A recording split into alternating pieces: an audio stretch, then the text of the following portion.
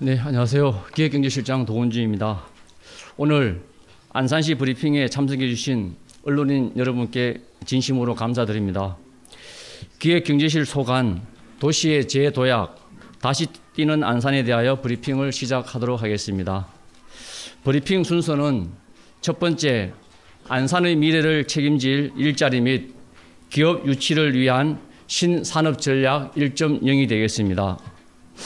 신산업전략 1.0에서는 첫째, 산업구조 변화와 한계를 살펴보고, 둘째, 국가 첨단산업 정책의 대응과 방향, 셋째, 우리 시의 산업 진단과 조성 전략, 마지막으로 단계별 추진계획 순으로 설명드리겠습니다. 그 다음으로는 안산시민시장 복합개발사업에서는 사업 추진 배경과 그동안 추진해왔던 경과 및 향후 계획에 대해 말씀드리도록 하겠습니다. 먼저 국가산업단지 현황입니다. 우리 시의 바늘 국가산업단지는 총 465만 평 국내 최대 규모의 제조업 집적지입니다. 1970년대부터 우리나라 산업화를 견인해온 국가산업단지이자 지금도 중소제조기업 1만여 개가 상주하고 있습니다. 하지만 80년대 조성 이후 기반 시설이 노후화되었고 산업 전반 지원 및 전환 지원 및 구조적 한계가 드러나고 있습니다. 이제는 산업 기반을 유지하면서도 첨단 산업과 융합할 수 있는 새로운 산업 구조로의 전환이 필요합니다. 다음은 산업 구조 변화 흐름입니다. 먼저 주력 기간 산업은 산업화 이후 우리 경제 성장을 이끌어온 전통 제조 분야로 섬유, 의류, 석유화학, 철강 등이 대표적입니다. 이러한 산업은 바늘시야 국가산단을 중심으로 생산과 물류 인프라가 발달해 우리 시의 산업 기반을 형성해 왔습니다. 두 번째로 지식기반 제조업은 IT, BT, NT 등 신기술을 접목한 고부가가치 제조산업으로 신소재, 반도체, 정밀화학 등 연구개발 중심 산업이 여기에 해당됩니다. 이런 형태는 용인의 반도체 클러스터처럼 기술 집약형 산업단지로 발전하고 있습니다. 마지막으로 지식기반 서비스업은 지식과 정보, 창의성을 통해 부가가치를 창출하는 산업으로 프로그래밍, 엔지니어링, 문화 콘텐츠 등이 중심을 이루며 성남 판교 테크노밸리가 대표적인 사례가 되겠습니다. 이처럼 산업의 중심이 생산설비 중심에서 지식, 기술, 창의력 중심으로 이동하고 있으며 우리 시 역시 기존 제조 기반 위에 지식 기반 산업 생태계를 확장해 나가야 하는 실정입니다. 2023년도 기준 바늘시야 산업단지의 생산량은 약 15% 감소하였고 수출은 38%가 감소했습니다. 우리 시의 지역 내 총생산인 GRDP는 약 25조 원 수준으로 과거 경기도 1위를 기록하였지만 현재는 7위로 하락한 상황입니다. 이는 단순한 경기 변동이 아니라 산업 구조 전환이 지연된 결과로 분석됩니다. 따라서 산단 재생 사업만으로는 한계가 있으며 신규 산업 입지 확충과 첨단 산업 전환을 병행하는 구조적 변화 전략이 필요한 실정입니다. 다음은 중앙부처의 첨단산업 추진 정책 방향입니다. 중앙부처는 2024년 1월 15개 지역을 국가첨단산업단지로 지정하며 반도체, AI, 2차 전지, 바이오 등 미래 핵심 산업 육성을 본격화했습니다. 이에 따라 전국적으로 첨단 산업 입지 확보 경쟁이 빠르게 심화되고 있습니다. 우리 시는 이러한 변화에 선제적으로 대응하지 못함에 따라 이제부터라도 중앙정부 정책의 흐름에 맞춘 산업 입지 발굴과 대응 체계를 강화할 필요가 있습니다. 주요 유치 사례를 보면 평택과 용인은 모두 대기업 중심의 국가 주도형 첨단 산업 벨트 조성이 추진되고 있습니다. 평택은 180조 원 규모의 세계 최대의 반도체 라인과 용인은 420조 원 규모의 반도체 R&D 클러스터 조성 사업이 진행 중에 있습니다. 이처럼 수도권의 대규모 민간 투자와 국비 지원이 결합된 첨단 산업단지 개발 경쟁에 돌입함에 따라 우리시도 이러한 흐름에 발맞춰 기존 제조 기반을 토대로 서남권 첨단 산업 거점으로 도약할 필요가 있습니다. 도심지 내 산업 공간의 첨단화 사례로는 판교 테크노밸리와 서울 디지털 산업단지를 들 수 있습니다. 두 지역 모두 IT, 콘텐츠, 스타트업, 지식산업이 함께 성장하며 산업과 도심이 조화를 이룬 대표적 사례입니다. 이러한 흐름은 우리시가 추진하는 산업 전환의 방향성과 맞물려 있으며 도심 속에서 혁신 산업이 자리 잡을 수 있는 기반 마련이 필요합니다. 우리시는 제조업 집적도와 교통 접근성이라는 확실한 강점을 갖고 있습니다. 또한 청년 인구 유입과 일자리 창출의 가능성이 있습니다. 반면 산업 전환 속도와 대기업 투자 유치의 한계는 여전히 과제로 남아 있으며 인근 도시와의 경쟁, 글로벌 기술 경쟁 심화도 위협 요인으로 작용하고 있습니다. 이러한 환경 속에서 제조 산업의 내실화와 첨단 산업의 동반 성장이 필요합니다. 우리시의 신산업 전략 1.0은 지역이 주도하고 기업의 실수요를 반영한 기업 유치 중심 전략으로 추진됩니다. 기존 제조 산업의 기반은 강화하면서 동시에 첨단 산업으로의 전환을 가속하여 산업 구조의 균형을 이루고자 합니다. 이를 위해 유휴부지, 3기 신도시, 개발 제한 구역 등을 연계해 첨단 산업단지 조성을 추진하겠습니다. 또한 맞춤형 투자 설명회와 네트워킹 강화, 신속한 인허가와 인센티브 지원을 통해 기업이 찾고 머무르는 산업도시로 도약하겠습니다. 우리시는 지난 11월 6일 킨텍스 투자유치 설명회를 개최해 경기 경제자유구역 지정과 신길 일반 산단 조성과 연계한 기업 맞춤형 투자유치 홍보를 추진하였습니다. 그 결과 투자 의향서 체결과 성공 사례 공유, 1:1 상담 등 실질적인 성과를 거두었으며 이 행사를 통해 우리시의 산업 비전과 투자 환경을 폭넓게 알릴 수 있었습니다. 앞으로는 사후 관리와 신규 투자 발굴, 기업 네트워킹 강화를 통해 기업이 안심하고 성장할 수 있는 산업 도시로 발전할 수 있도록 적극 노력하겠습니다. 우리시는 바늘국가 산단의 뿌리 산업을 기반으로 경제자유구역의 첨단 산업과 연계해 산업 공간을 확장하고자 합니다.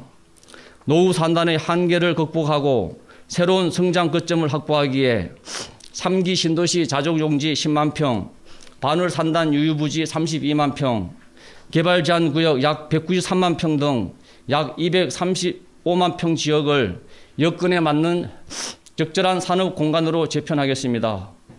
이를 통해 기존 제조 기반은 고도화하고 AI, 로봇, 바이오 등 신산업은 집적화하여 뿌리 산업과 첨단 산업이 공존하는 산업 생태계를 구축하겠습니다. 대표적인 유휴부지는 바늘국가 산단 내 녹지구역입니다. 현행 산업 입지 및 개발 지침상 산단의 녹지 의무 확보율은 10% 이상이지만 우리 바늘국가 산단은 약 32%로 과도하게 확보되어 있습니다. 이에 따라 초지역 인근 일부 녹지 지역을 산업용지로 합리적으로 조정하여 AI와 R&D 중심의 초지 테크노밸리를 조성하고자 합니다. 이 부지는 KT에서 초지역과 인접한 입지 경쟁력을 갖추고 있으며 제조와 연구 개발이 결합된 지식 서비스형 첨단 산단으로 구상하고 있습니다. 다음은 바늘 산단 녹지 공간 활용 방안 구상 연구 용역을 통해 도출된 조감도입니다.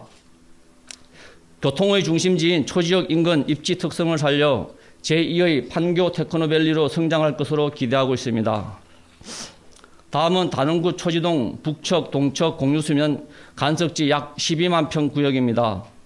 이곳은 바늘국가 산단의 확장축이자 시하오 30주년 발전 전략 마스터 플랜의 핵심 추진축으로 시하오 수변 공간과 연계한 친환경 첨단 산업 복합지구 조성이 함께 검토되고 있습니다. 공유수면 매립을 통해 새로운 산업 입지와 일자리 기반을 확보하고 바늘 산단의 제조 기능과 연계해 산단의 활력과 지역 고용이 동시에 창출될 것으로 기대됩니다. 다음은 3기 신도시 자족용지입니다.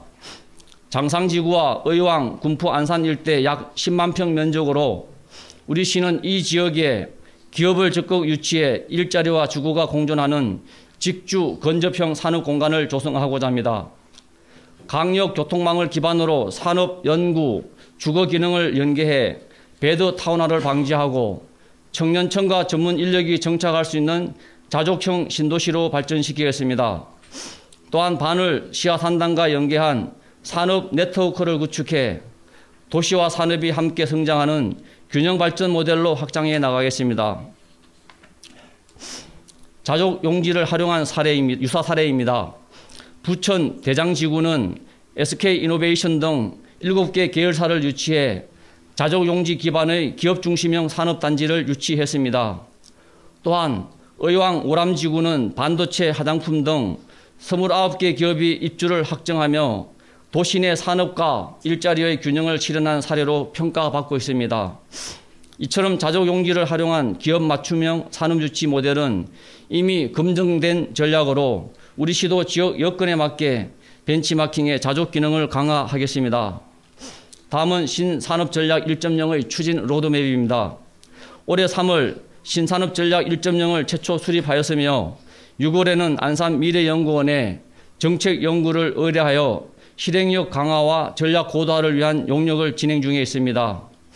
내년 2026년도에는 안산시 전역을 대상으로 신규 산업단지와 물류단지의 기본 구상 및 타당성 검토를 통해 사업화 방안을 마련할 계획입니다. 이후 28년에는 도시공사를 중심으로 기본 및 실시 설계를 추진해 산업 공간 조성과 전략 실행 체계를 완성하겠습니다. 앞서 말씀드린 바와 같이 내년부터는 신규 산업 물류단지의 사업화 방안 용역을 본격적으로 추진하겠습니다. 이 용역을 통해 산단 개발의 실현 가능성과 기능별 활용 방안을 종합적으로 검토하고 사업 추진 방향과 우선순위를 구체화할 계획입니다.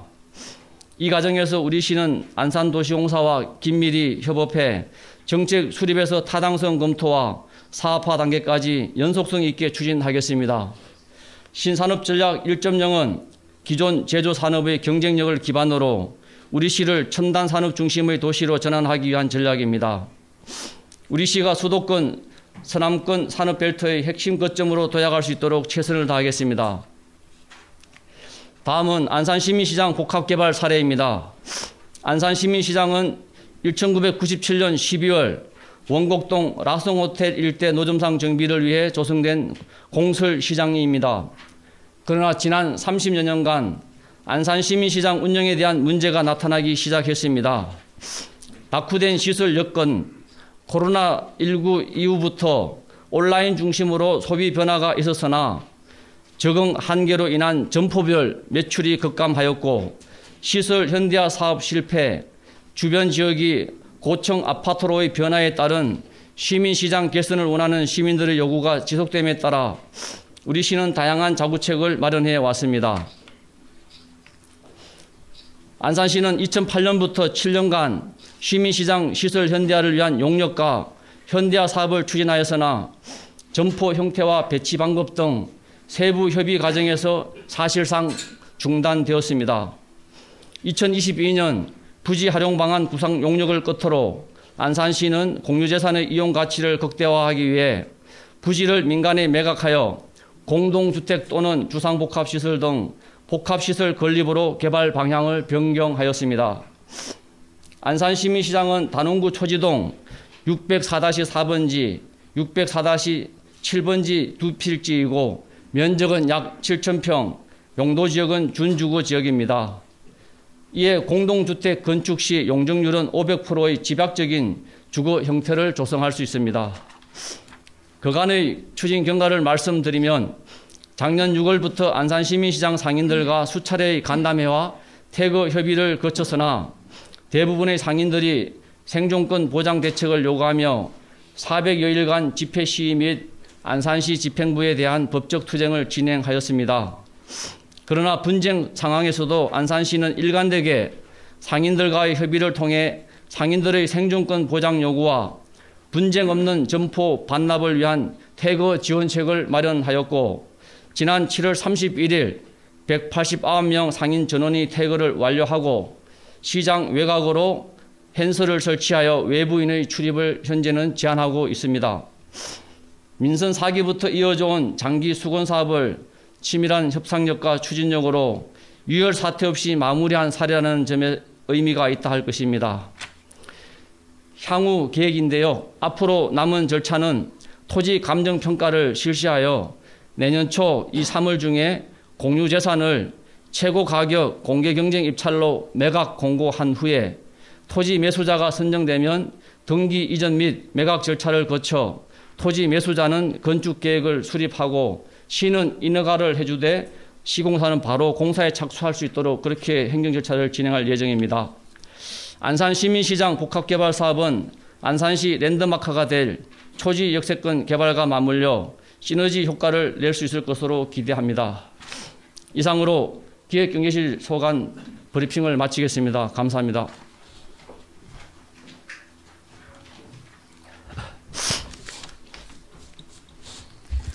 이어서 질의응답 시간을 갖겠습니다. 지명을 받으시면 소속과 성명을 밝히시고 질의해 주시면 감사하겠습니다. 질의하실 기자님께서는 손을 들어주시기 바랍니다.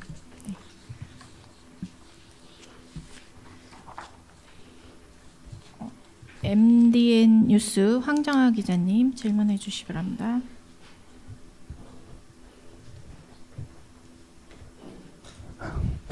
네, 우리 더원종 실장님 말씀 잘 들었습니다.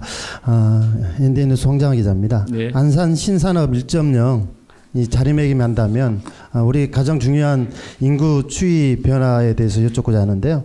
향후에 어떻게 인구 추이 변화되는지 궁금합니다.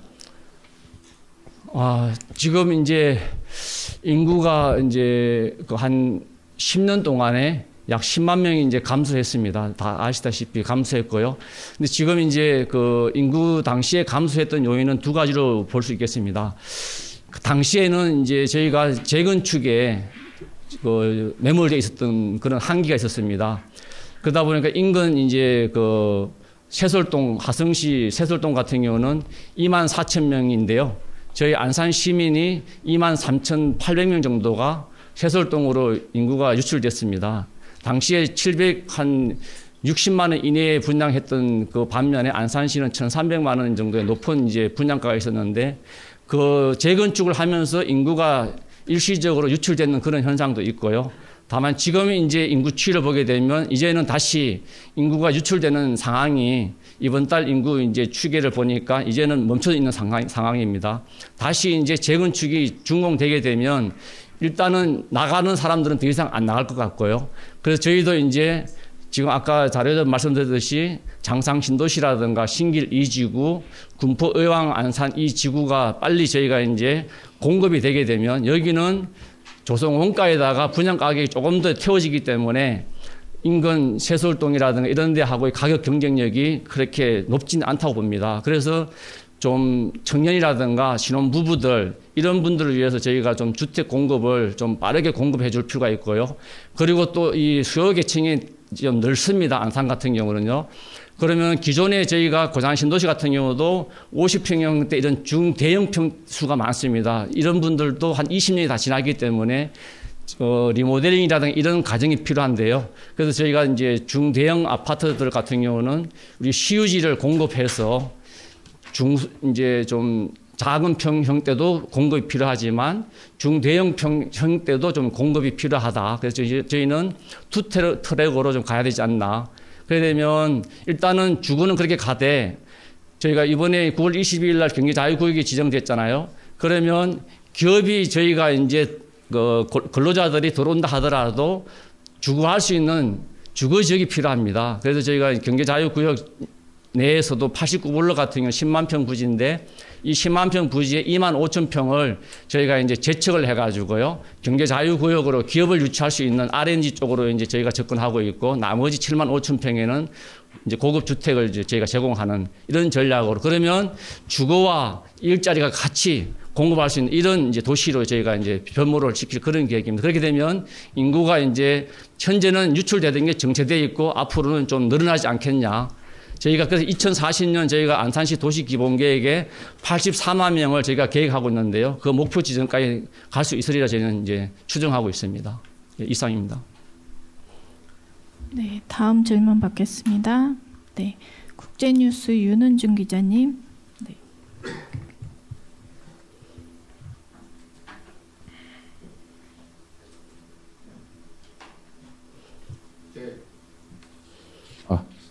네, 국제뉴스의 윤은중 기자입니다. 예. 저는 두 가지만 질문드리겠는데요.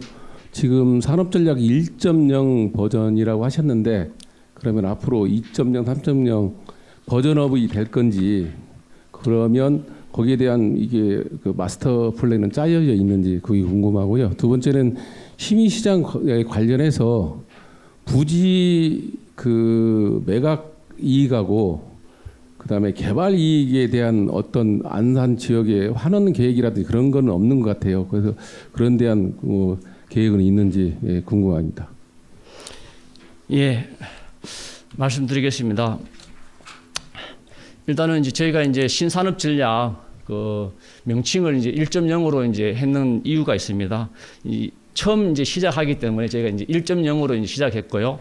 이제 2.0으로 이제 저희가 할 경우에는 처음에 들어온 이 기업들을 저희가 더 이제 발전시켜야 되지 않습니까? 그죠? 그래서 저희가 이제 신도시 이제 그 신산업 전략 2.0은 그 시작 단계에서 발전 단계로 나갈 때는 저희가 2.0으로 가고요. 그리고 마지막 첨단 산업 도시로 완성될 단계에서는 저희는 이제 3.0으로 갑니다.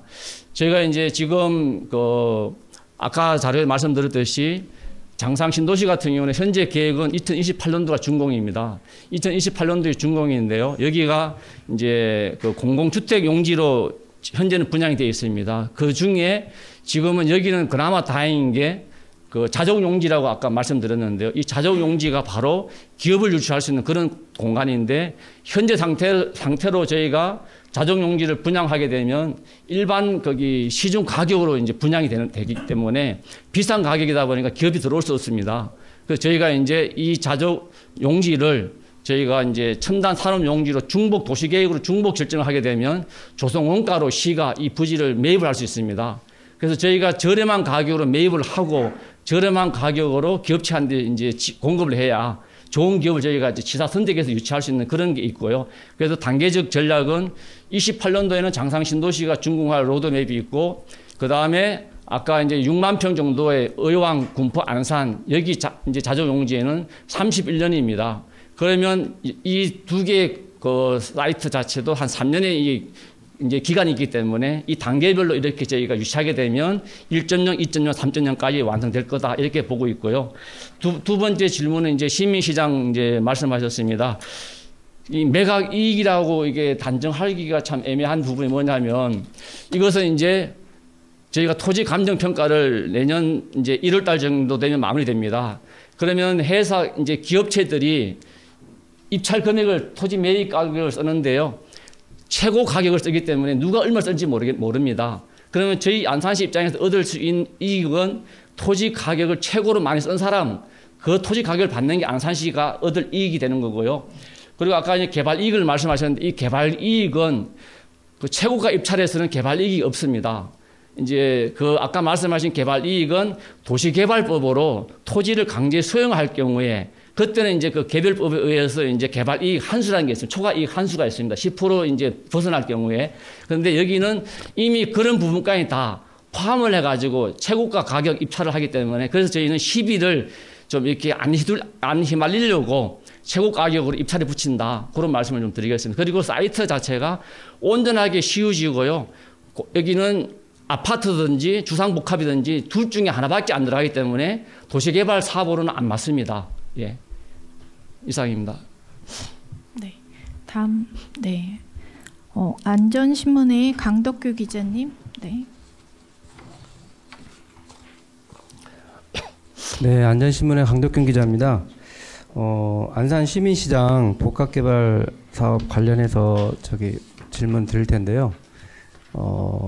이게 아무리 좋은 사업이고 그래도 시민들과의 이런 마찰이 또 소통이라든지 이런 부분들이 잘 진행돼야만 어차피 그 사업이라는 게 이제 안산시와 시민을 위한 사업이지 않습니까? 그래서 그게 지난 7월에 전원 상인들이 퇴거되고 유혈 사태 없이 협의가 잘 이루어졌다고 말씀하셨는데요. 제 기억으로는 지난번에도 그때 취재할 때 한 점포에서 그 개인 사비로 많이 확장할 때는 3개, 4개 점포를 이렇게 확장한 그런 점포가 있었던 걸로 기억을 해요. 그래서 보상 차원에서 일괄적으로 그때 4,630만 원인가요? 한 점포당? 그렇게 이제 보상 조치가 이루어졌는데, 한 개의 점포를 가지고 있는 사람은 크게 불만이 없지만, 개인 사비로 3개, 4개 이렇게 확장한 사람들 입장에서는 일괄적으로 똑같이 적용할 때는 이제 그런 부분들이 불만이 컸었던 걸로 기억을 하는데요.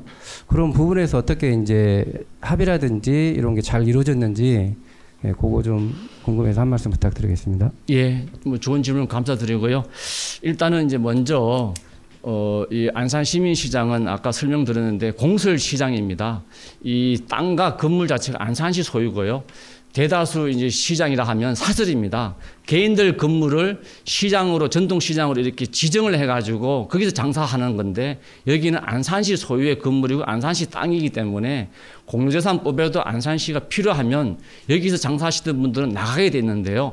저희가 이제 28년 동안 장사하던 분들을 역지사지의 마음으로 그냥 나가라면, 설령 내 땅, 내 건물이 아님에도 불구하고 그동안 장사를 잘 해왔는데 2년 단위로 매년 사용허가를 연장해줬던 그런 개념이거든요. 근데 이분들을 한순간에 나가라 하면 나부터도 나갈 사람이 없다는 겁니다. 그래서 오히려 이분들한테 저희가 이제 각종 뭐 중기부라든가 경상원 이런 자료들을 다 좀 토지보상법까지 여러 가지 법을 저희가 좀 이렇게 준용해 와가지고 이분들한테 최소한 이주비라도 좀 드리자. 이거 법적 용어는 아닌데요. 저희가 다만 지방계약법 시행령을 좀 근거로 해가지고 토지 매각 공고문에다 이걸 명시를 하려고 이제 저희가 이제 법률 자문까지 다 받았는데 법률적으로는 문제가 없다라고 저희가 이제 그 해석을 받았기 때문에 추진하는 건데요. 다만 이제 아까 한 개 점포는 60%입니다. 그럼 2개 점포를 가지고 있는 분들이 총 합치면 80%예요. 321개 점포 중 189명이 321개 점포를 갖고 있는데 80%가 1개, 2개 점포를 갖고 있습니다. 그래서 1개와 2개 갖고 있는 분들은 거의 금액이 유사하게 갑니다. 그러다 보니까 3개, 4개, 5개는 큰 이제 숫자가 좀 적은데 7월 31일 날 완전히 퇴거를 다 할 때는 이 금액조차도 다 합의가 돼 가지고요. 그래서 이제 온전하게 퇴거를 했다는 말씀드리고, 궁극적으로 이분들도 자기 건물이 아니다라는 것을 충분히 압니다. 알고 있기 때문에 그 유혈 사태 없이 다 인정하고 깔끔하게 이제 모든 이제 행정 절차는 다 마무리했다는 말씀을 드리겠습니다.